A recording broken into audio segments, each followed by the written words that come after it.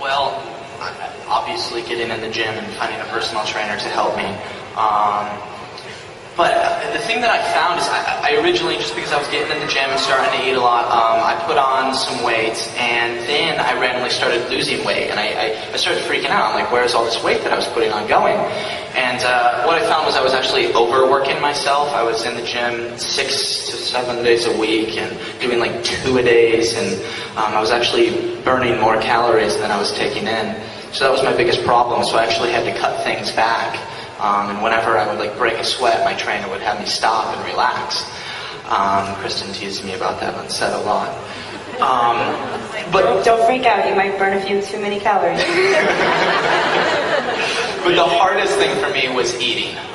Eating constantly and good foods, but always. Health tip, eat constantly. But you should give a shout out to Jordan, right? I mean, your trainer. Yeah, my trainer, Jordan Yam, he's really, really talented, and he helped me a lot with this process. And he's always on set, like shoving food in my mouth. I'll be talking to somebody, and he comes up with a plate, and he's like, and he wakes me up in the morning. He's like, take this protein shake, and I'm like, dude, I'm sleeping. But yeah, I have a lot of people to thank. Appreciate that.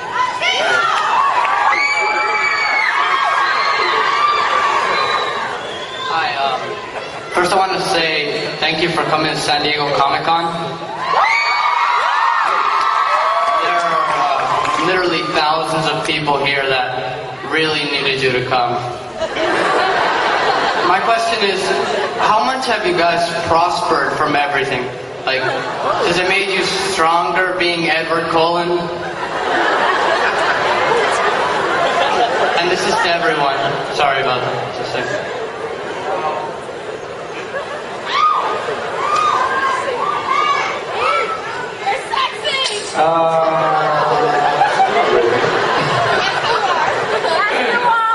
It's kind of... No, I mean, yeah. This is, at the end of the day, it's just a part. You just go into it and, like, you know, your life, you know, you're walking on the street. I mean, that's a really bad analogy. You step on, like, a little stone and then it just kind of flies away and you have no idea where it's going. And then you kind of... And then you're just trying not to drown afterwards. And that's...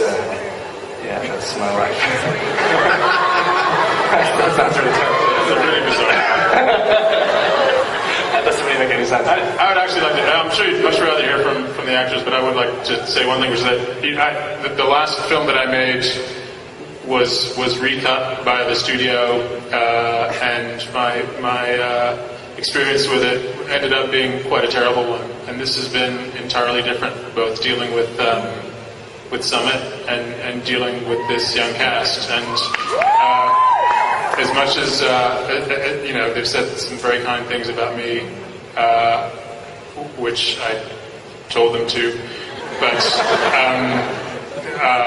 it's been a tremendously rejuvenating process for me. I now remember how much fun it can be to make a film, and that really comes from the people that you work with.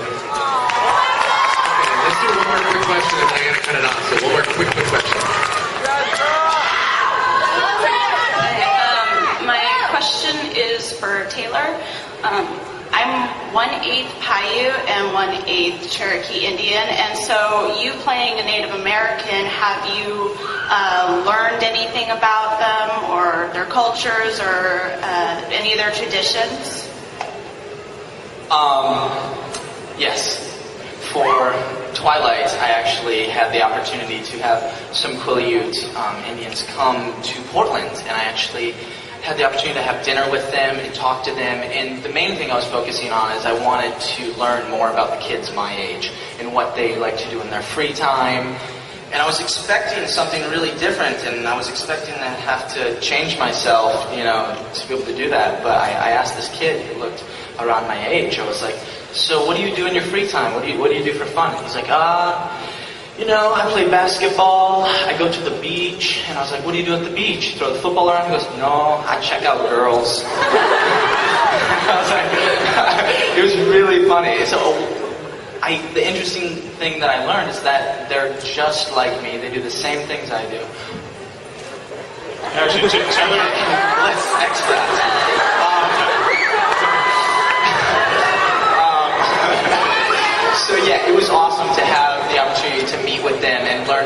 other legends and stuff.